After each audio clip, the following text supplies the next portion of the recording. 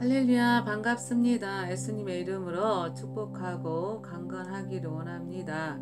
이번에 전해드릴 간증은 죽을 운명이었던 언니와 형부를 하나님께서 살려주신 실제 있었던 일을 말씀드리겠습니다. 어느 날 꿈속에서 언니가 죽은 것이 보였고, 저는 꿈을 깨고 난 후 직감으로 언니가 죽을 운명이라는 것을 알게 되었고, 언니가 죽게 되면 지옥에 갈 수밖에 없는 영혼인데 안 된다고 그날부터 하나님께 기도하기 시작했었습니다.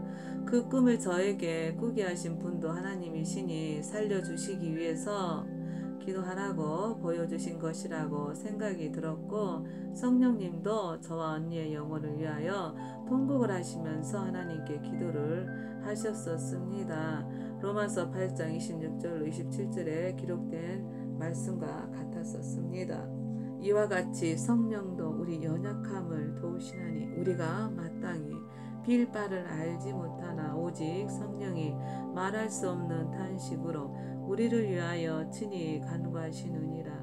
마음을 감찰하시는 이가 성령의 생각을 아시나니 이는 성령이 하나님의 뜻대로 성도를 위하여 간구하심이니라.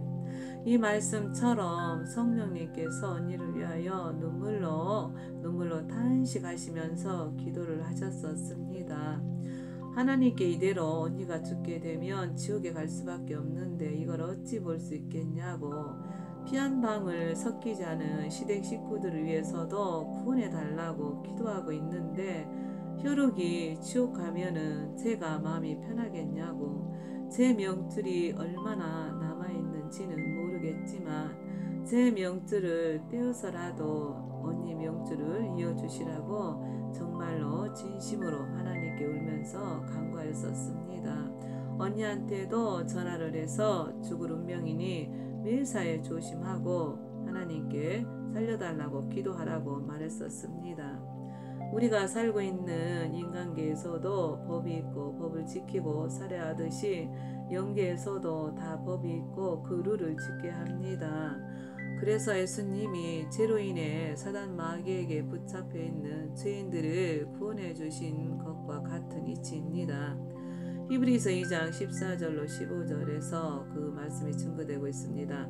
자녀들은 혈육에 함께 속하였음에 그도 또한 한 모양으로 혈육에 함께 속하심은 사망으로 말미암아 사망의 세력을 잡은 자 마귀를 없이 하심이요 또 죽기를 무서함으로 일생에 매어 종노릇하는 모든 자들을 놓아주려 하심이니. 아멘. 예수님께서도 원죄로 인해 사단 마귀에게 속한 죄인들을 위해 대신 십자가에 못 박혀 피 흘리심으로 구원해 주셨던 것처럼 희생의 대가로 사단 마귀의 올무에서 구원하신 것과 같습니다. 저도 영계의 법칙을 알기에 생사화복의 주관자이시고 천지의 주제이신 하나님 아버지께 눈물을 호소하고 간구하였던 것입니다. 하나님께서 저를 긍휼히 보시사 생사의 비밀을 꿈을 통해서 보여주신 것이고 그리하여 언니를 위해 간구하도록 하셨던 것입니다. 그러나 최종 결정은 아버지 하나님께 있습니다. 그 꿈을 받고 기도한 지 한 달이 채 못 되어서 갑자기 형부가 뇌출혈로 쓰러지셨다는 소식을 받았습니다. 아, 이거구나. 저는 영감으로 알게 되었는데 저승사자가 언니를 데리러 왔는데 언니의 생명을 하나님께서 붙들고 계시고 허락지 아니하시니 곧바로 형부를 친 것입니다.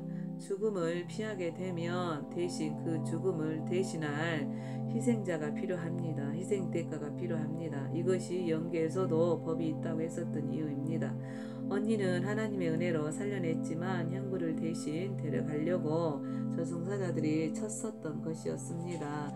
곧바로 형부는 병원으로 가서 수술을 3번을 하였으나 별 차도가 없자 다시 대학병원으로 옮겨서 2번에 걸쳐서 대수술을 하였습니다. 그러니 모두 5번을 대수술을 했는데도 가망이 없다고 연락을 받았고, 저는 애들이 어리다 보니 친정 식구들이 제일 늦게 연락을 했었습니다.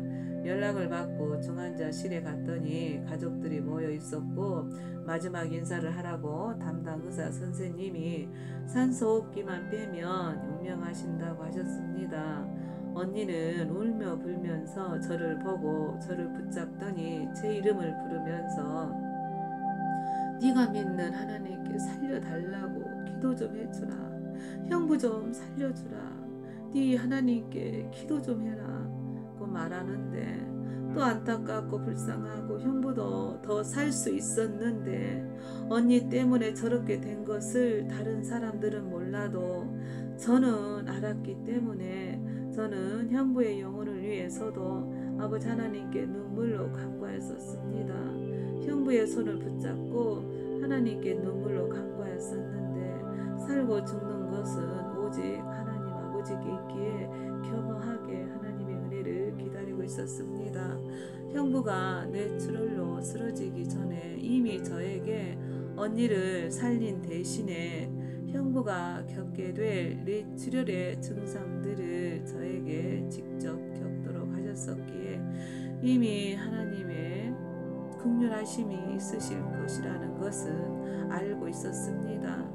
그 고통이 어찌나 크고 아팠었고 위는 팽만해지고 답답하고 거북했고 제 온 머리에 있는 핏줄들이 거미줄처럼 연결이 되어 있는데 그 작은 혈관들이 일제히 펌프질을 하듯이 그 압박감에 미칠 지경이었습니다. 그 고통과 터질 것 같은 펌프질과 압박감과 통증과 증상을 3일 내내 감당해야 했었는데 차라리 이대로 죽는 것이 낫겠다 싶을 정도로 그 고통은 안 겪어본 자들은 모릅니다.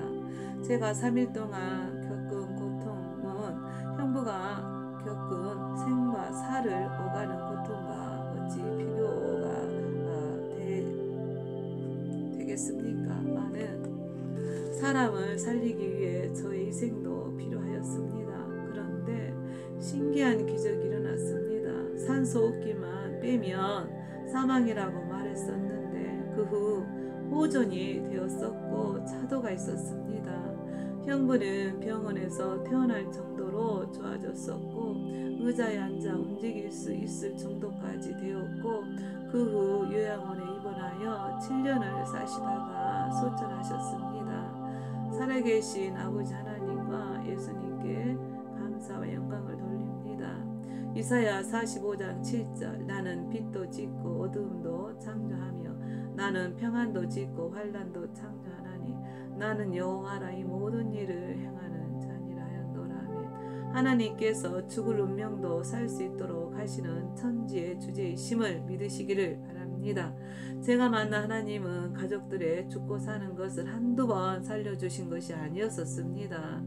제가 섬기는 하나님 아버지께서는 저뿐만 아니라 제 가족들과 친정 식구들까지도 지인들도 사고와 죽을 사람을 살려주신 적이 여러 번이나 있었기 때문에 제가 그동안 죽고 사는 일이나 화복에 관하여는 오직 전능하신 하나님 아버지만이 생각 또한 화복을 주관하시고 다스리시는 분이시라는 것을 체험을 통하여 확신하는 바입니다. 저를 찾아오신 살아계신 하나님 아버지는 먼저 예언의 말씀을 하시고 먼저 알려주신 후 그 예언대로 알려주신 대로 행하시는 분이셨고 또 이사야 45장 11절에도 증거하고 있습니다. 이사야 45장 11절로 12절 이스라엘의 거룩하신 자 곧 이스라엘을 지으신 여호와께서 가라사대 장래 일을 내게 물으라. 또 내 아들들의 일과 내 손으로 한 일에 대하여 내게 부탁하라. 내가 땅을 만들고 그 위에 사람을 창조하였으며 내가 친수로 하늘을 펴고 그 만상을 명하였노라. 이사야 44장 6절로 8절 이스라엘의 왕인 여호와 이스라엘의 구속자인 만군의 여호와가 말하노라. 나는 처음이요 나는 마지막이라. 나 외에 다른 신이 없느니라. 내가 옛날 백성을 세운 이후로 나처럼 외치며 고하며 진술할 자가 누구뇨? 있거든 될 일과 장차 올 일을 고할지어다. 너희는 두려워 말며 겁내지 말라. 내가 예로부터 너희에게 들리지 아니하였느냐? 고하지 아니하였느냐? 너희는 나의 증인이라. 나 외에 신이 있겠느냐?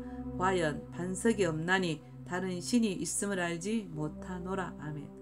생사를 주관하신 하나님 아버지를 제 간증을 듣고 계신 모든 분들에게 전하고 자랑하는 것입니다.